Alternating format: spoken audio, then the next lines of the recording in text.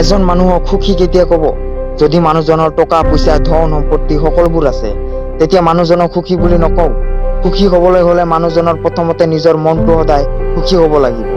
মনত যদি সদায় দুখ অশান্তি ৰাখি টকা পইচা ধন সম্পত্তি কৰে, তেন্তে সেই মানুহজনক কেতিয়াও সুখী নহয়। মনত অশান্তি ৰাখি টকা পইচা ধন সম্পত্তি কৰি কোনো লাভ নাই। সুখী হ'বলৈ হ'লে টকা পইচাৰ সৈতে মনত সদায় মৰম স্নেহ থাকিব লাগিব। যদি তোমাৰ মনত কোনো মৰম স্নেহ নাই, তেন্তে